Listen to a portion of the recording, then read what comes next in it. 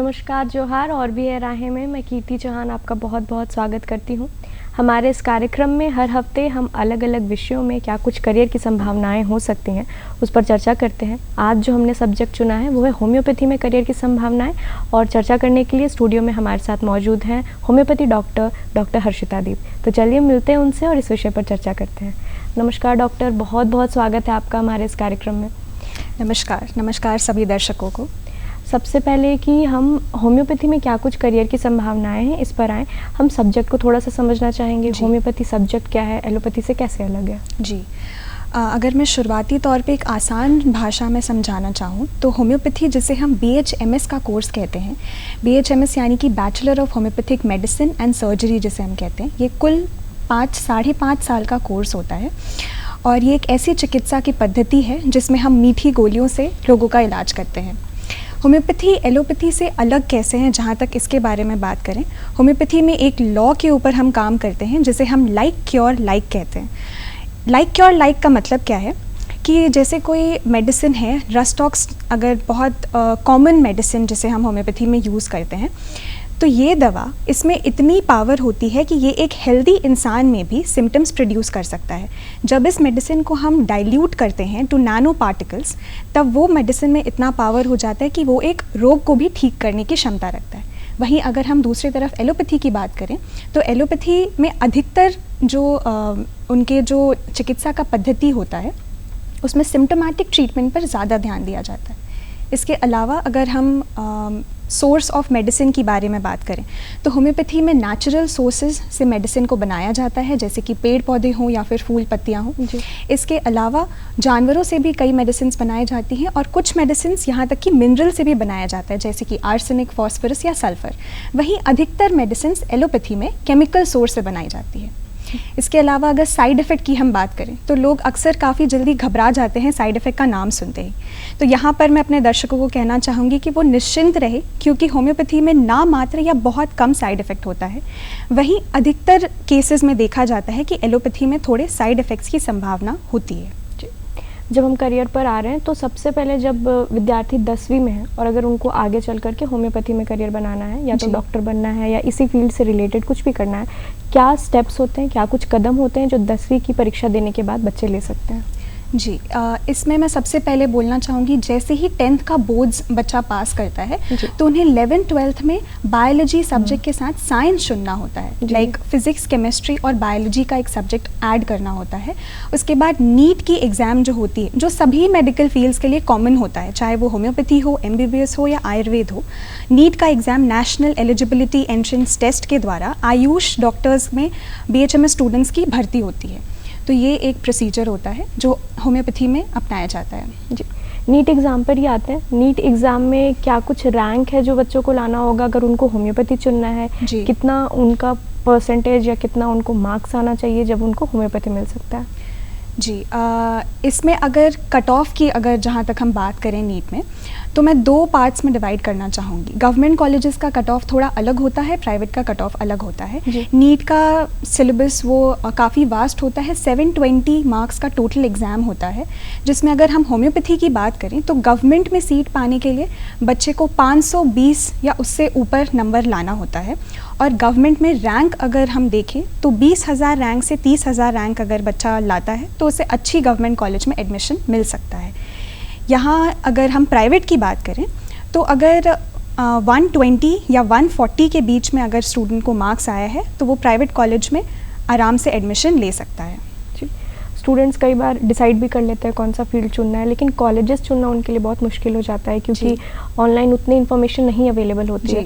लेकिन जो प्रोफेसर्स हैं या जो स्टूडेंट्स वहाँ से पढ़ कर निकले वो बहुत अच्छे से बता पाते हैं कि कौन से कॉलेजेस जो हैं वो अच्छी शिक्षा दे रहे हैं। तो प्राइवेट भी और गवर्नमेंट भी कौन कौन से कॉलेजेस हैं जो होम्योपैथी की बहुत अच्छी शिक्षा दे रहे हैं भारत में? जी, यहाँ मैं अपने दर्शकों को बताना चाहूँगी कि ये बहुत ही ट्रू फैक्ट है, ये बहुत सच बात है कि होम्योपैथी के बारे में जानकारी, चाहे वो वेबसाइट हो या गूगल हो या फिर लोगों से ही सही, पर जानकारी थोड़ी कम मिलती है। तो इसमें मैं बताना चाहूँगी कि कई सारे भारत में जितने भी राज्य हैं वहाँ पर हर एक राज्य में 1, 2 या फिर उससे ज़्यादा ही प्राइवेट होम्योपैथिक कॉलेजेस स्थित हैं।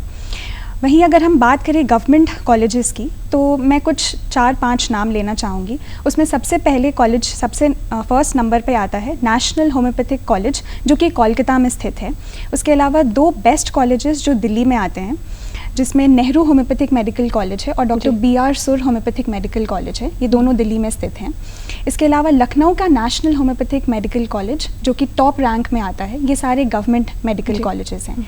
इसके अलावा अगर हम प्राइवेट में अच्छे रैंकिंग के कॉलेजेस के बारे में देखें, तो मैं कहना चाहूँगी बैक्सन होम्योपैथिक मेडिकल कॉलेज, जो कि नोएडा में स्थित है। इसके अलावा बड़ौदा होम्योपैथिक मेडिकल कॉलेज, जो कि गुजरात में स्थित है, और भारतीय विद्यापीठ होम्योपैथिक मेडिकल कॉलेज, जिसे A++ की मान्यता भी प्राप्त है। ये सारे कॉलेजेस प्राइवेट में काफ़ी अच्छे रैंक पर आते हैं। जी, अब हम कोर्स पर ही आ जाते हैं। अगर किसी को भी होम्योपैथिक डॉक्टर बनना है तो उसके लिए BHMS का कोर्स करना पड़ता है। जी, ये कोर्स क्या है, कितने साल का होता है, एडमिशन के लिए एलिजिबिलिटी क्या है? जी, BHMS कोर्स, जैसा कि मैंने बोला, bachelor of homeopathic medicine and surgery, ये पूरा कोर्स 5.5 साल का होता है, ठीक वैसे ही जैसे बाकी के मेडिकल साइंसेस होते हैं। इसमें 4.5 साल की पूरी पढ़ाई होती है और 1 साल का कंपलसरी इंटर्नशिप होता है। इसके अलावा अगर हम योग्यताओं की बात करें, 12th पास होना चाहिए स्टूडेंट को, और PCB यानी फिजिक्स, केमिस्ट्री और बायोलॉजी सब्जेक्ट को लेकर 12th पास होना चाहिए। 75% 12th में नंबर होना चाहिए। इसके अलावा नीट UG क्वालिफाई करना चाहिए स्टूडेंट को। और अगर हम उम्र की बात करें तो 17 साल एलिजिबिलिटी होती है कि हम नीट दे सकते हैं और BHMS कॉलेज में एडमिशन ले सकते हैं। जी, किसी भी कोर्स को चुनते वक्त एक बहुत जो प्रायोरिटी नंबर 1 पे क्वेश्चन रहता है कि इस कोर्स में पढ़ाया क्या जाएगा। जी, तो अगर एक सिलेबस का ओवरव्यू अगर आप विद्यार्थियों को दे पाएँ कि ये विषय जो हैं आपको इन 5.5 साल में पढ़ने पड़ेंगे, तो वो क्या होगा? जी, ये बहुत ही अच्छा सवाल है, क्योंकि जब मैंने BHMS में एडमिशन लिया था, तब मुझे भी आसपास के लोगों से कई बार सुनने को मिला था कि BHMS में 5.5 साल हम पढ़ते क्या हैं। तो आज मैं दूरदर्शन के माध्यम से ये दर्शकों को बताना चाहूँगी कि 5.5 साल के पूरे ड्यूरेशन में टोटल 13 सब्जेक्ट्स की पढ़ाई हम करते हैं, जिसमें 4 साल हम पढ़ाई करते हैं और 1 साल का इंटर्नशिप होता है। उसमें फर्स्ट ईयर में अगर हम देखें तो एनाटमी, फिजियोलॉजी और होम्योपैथी के 2 सब्जेक्ट्स, जो कि फार्मेसी और मटीरिया मेडिका होते हैं। इसके अलावा एक और सब्जेक्ट जो कि ऑर्गेनॉन ऑफ फिलॉसफी है, जिसे हम फर्स्ट ईयर से लेकर 4th ईयर तक पढ़ते हैं। इसे हम होम्योपैथी का ग्रंथ भी कहते हैं, क्योंकि डॉक्टर हैनमन, जो हमारे फाउंडर हैं, उन्होंने सारी इंस्ट्रक्शंस लिखे हैं जो एक BHMS डॉक्टर को पता होनी चाहिए। सेकेंड ईयर की अगर हम बात करें तो उसमें फोरेंसिक मेडिसिन, माइक्रोबायोलॉजी और पैथोलॉजी जैसे सब्जेक्ट्स ऐड हो जाते हैं। इसके साथ साथ होम्योपैथी के सब्जेक्ट्स भी कैरी फॉरवर्ड होते हैं। अगर हम थर्ड ईयर की बात करें तो वहाँ पर गायनेकोलॉजी और ऑब्स्टेटिक्स एक सब्जेक्ट ऐड होता है। इसके अलावा सर्जरी एक सब्जेक्ट होता है, जिसमें हम होम्योपैथी का क्या स्कोप है in the field of surgery, ये जानने की कोशिश करते हैं, और बाकी होम्योपैथी के सब्जेक्ट्स होते हैं। 4th ईयर में अगर हम देखें तो प्रैक्टिस ऑफ मेडिसिन, जो कि बिल्कुल वैसे ही सिलेबस होता है जो एक MBBS का बच्चा पढ़ रहा होता है, कि बीमारियां क्या क्या हैं और उसके कॉजेज़ क्या क्या हैं। ये एक सब्जेक्ट 4th ईयर में ऐड होता है, और 2 अन्य सब्जेक्ट जिसे community medicine, preventive and social medicine भी कहते हैं, और रेपर्टरी एक होम्योपैथी का सब्जेक्ट, ये भी ऐड होता है। और फर्स्ट ईयर में जैसा मैंने बोला, फर्स्ट ईयर के 2 होम्योपैथिक सब्जेक्ट्स वो 1st से 4th ईयर तक कंटिन्यू होते हैं। तो ये काफ़ी लंबी पढ़ाई होती है। ये है सब्जेक्ट। सबसे महत्वपूर्ण प्रश्न जो इस पूरे कार्यक्रम का होता है कि अपॉर्चुनिटीज़ क्या हैं। एक चीज़ तो समझ में आ रहा है, होम्योपैथी में करियर बनाना है तो डॉक्टर बन सकते हैं, होम्योपैथिक डॉक्टर। बट इसके अलावा अन्य फील्ड भी हैं, जैसे कई गवर्नमेंट एग्ज़ाम्स हैं जो सिर्फ होम्योपैथी BHMS करने वाले स्टूडेंट कर सकते हैं, या उन्होंने डिप्लोमा किया हो तो वो कर सकते हैं। वैसे कौन कौन से फील्ड हैं जहाँ पर विद्यार्थी जा सकते हैं अगर वो उन्होंने होम्योपैथी सेक्टर चुना है तो? जी, इसमें मैं बताना चाहूँगी कि अगर बच्चे ने BHMS कोर्स कर लिया है, अगर उन्हें डॉक्टर की डिग्री हासिल कर ली है, उसमें BHMS का 4.5 इयर्स प्लस 1 साल का कंपलसरी इंटर्नशिप ज़रूरी होता है। फिर MD करने के बाद कई सारे विकल्प खुल जाते हैं उनको गवर्नमेंट सेक्टर में जॉब करने के लिए। लेकिन अगर केवल हम BHMS डॉक्टर हैं, तभी भी हमें आयुष मंत्रालय के द्वारा हमारी बहाली होती है या हमें भर्ती किया जाता है कुछ गवर्नमेंट सेक्टर्स में। जैसे कि मैं नाम बताना चाहूँगी, जैसे प्राइमरी हेल्थ सेंटर्स जिसे हम कहते हैं PHC, या फिर रूरल हॉस्पिटल या कैंटोनमेंट हॉस्पिटल। तो सीट काफ़ी लिमिटेड है यहाँ पर, ये एक बात है। पर फिर भी मैं भारत सरकार का यहाँ पे धन्यवाद करना चाहूँगी, क्योंकि जब से आयुष मंत्रालय का निर्माण हुआ है तब से थोड़ा स्कोप मतलब काफ़ी ज़्यादा हद तक होम्योपैथी के फील्ड में भी बढ़ चुका है। तो as a medical officer UPSC या फिर स्टेट पीएससी के जो एग्ज़ाम्स होते हैं उसके थ्रू फिर यहाँ पर भर्ती किया जाता है उन्हें। टीचिंग को लेकर के होम्योपैथी के बाद क्या अपॉर्चुनिटीज़ है, और टीचिंग के अलावा अगर मान लीजिए प्रोफेसर भी बनना है या स्कूल टीचर के लिए भी, तो होम्योपैथी करने के बाद क्या स्कोप है?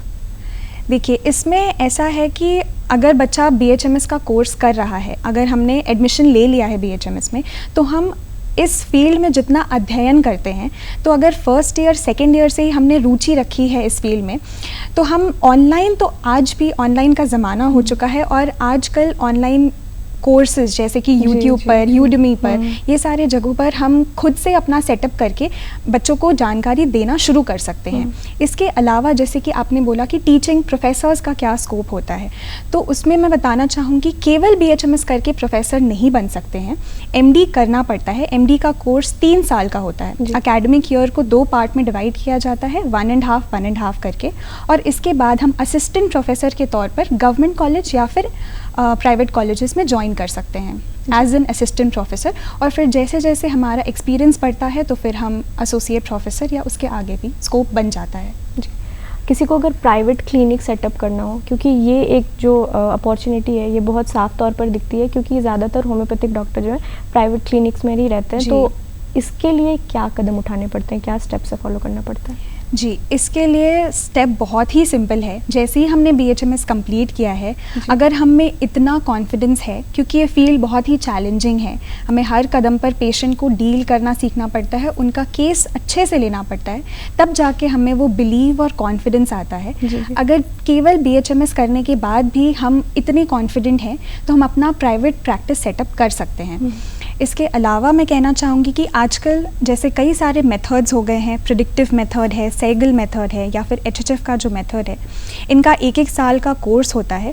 उन कोर्सेज़ को करने के बाद बीएचएमएस की जानकारी कई हद तक पूर्ण हो जाती है और हम पेशेंट को डील करना भी बहुत अच्छे से सीख जाते हैं। तो वो 1 साल का कोर्स करने के बाद प्राइवेट प्रैक्टिस काफ़ी अच्छा चलने लगता है।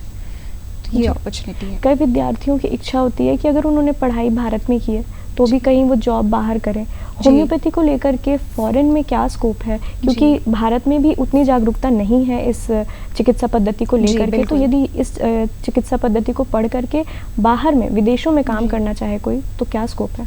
जी, अक्सर ऐसा माना जाता है कि अगर हमने होम्योपैथी पढ़ भी लिया है तो हम यहाँ पर क्या जॉब करेंगे और कैसे जॉब करेंगे। तो इस विषय पर मैं कहना चाहूँगी कि जर्मनी जो देश है, डॉक्टर सैमुअल हैनेमन जो कि होम्योपैथी के फाउंडर हैं, उन्होंने होम्योपैथी का इजाद जर्मनी से ही शुरू किया था। इसलिए जर्मनी में होम्योपैथी का काफ़ी ज़्यादा स्कोप है। बस एक चीज़ यहाँ पर मैं बताना चाहूँगी कि जर्मन भाषा आना बहुत इम्पॉर्टेंट है, तभी हम जर्मनी में प्रैक्टिस कर सकते हैं। इसके अलावा यूके, यूएसए और ऑस्ट्रेलिया में होम्योपैथी को मान्यता दी गई है, लेकिन वो प्राथमिक तौर पर चिकित्सा पद्धति नहीं मानी जाती है। उसे हम ऑल्टरनेटिव मेडिसिन या कॉम्प्लीमेंट्री मेडिसिन के तौर पर समझते हैं। जैसे कि मैं उदाहरण के तौर पे कहना चाहूँगी कि अगर कोई बीमार है, जैसे उसे फीवर हो गया, डेंगू या फिर मलेरिया, तो इंस्टेंट अगर हम उसे ठीक करना चाहते हैं तो हम उसे हॉस्पिटल में भर्ती करते हैं। लेकिन जब वो पेशेंट उस सिवियरिटी ऑफ डिज़ीज़ से बाहर निकल जाता है, जब वो घर पे आके अब वो धीरे धीरे रिकवरी फेज़ में रहते हैं, तो हम उस वक्त में होम्योपैथी दे सकते हैं और वो बहुत अच्छा काम कर जाता है। तो कॉम्प्लीमेंट्री मेडिसिन या फिर ऑल्टरनेटिव मेडिसिन के तौर पर विदेशों में होम्योपैथी बहुत अच्छा काम करता है।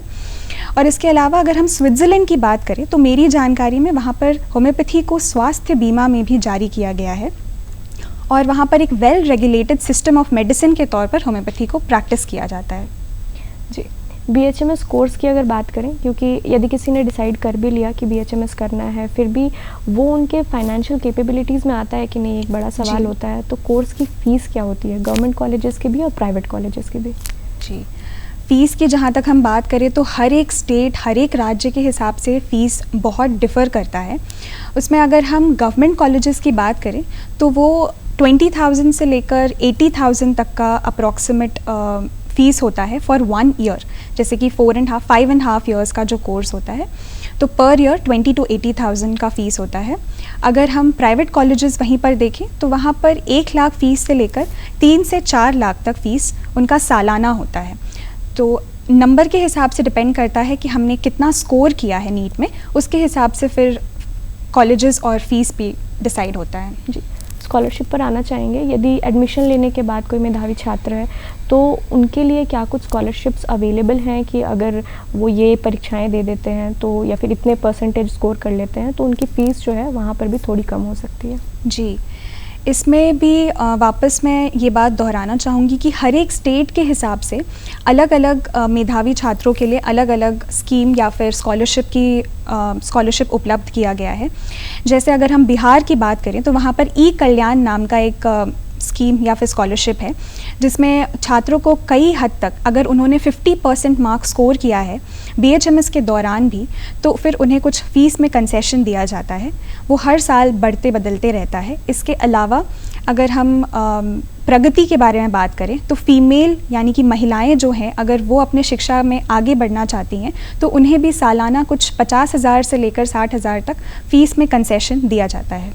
जी, सैलरी की बात कर लेते हैं, क्योंकि किसी भी कोर्स को जब आप चुनते हैं तो एंड रिज़ल्ट आपको यही चाहिए कि कोर्स कर लेने के बाद मुझे कितने पैसे मिलेंगे, सैलरी कितनी अच्छी आएगी। तो जब BHMS कोर्स हो जाता है, आप डॉक्टर बन जाते हैं, कितनी सैलरी जो है आप एक्सपेक्ट कर सकते हैं? जी, इस सवाल को मैं कुछ 3-4 पॉइंट्स में बताना चाहूँगी, क्योंकि एज अ डॉक्टर मतलब BHMS में ऐसा नहीं होता कि हम किसी फर्म में ज्वाइन कर लिए हैं और फिर वहाँ पर हमें हर महीने उतनी सैलरी मिल रही है। वो तभी पॉसिबल है जब हम किसी गवर्नमेंट हॉस्पिटल में जॉब करें, MO की डिग्री हमारे पास हो, या फिर इसके अलावा अगर हम किसी फार्मास्यूटिकल कंपनी में जाकर अगर जॉब करते हैं तब हमारे पास मंथली एक पे रहता है। उसमें मैं कहना चाहूँगी अगर गवर्नमेंट हॉस्पिटल में अगर हम काम करते हैं जैसे कि MO वगैरह में, तो फिर वहाँ पर 70,000 के अप्रॉक्सीमेट स्टार्टिंग की सैलरी होती है। एंड इट डिपेंड्स, वो डिपेंड करता है कि हमारा कितना स्किल सेट है और एक्सपीरियंस के साथ साथ सैलरी बढ़ती जाती है।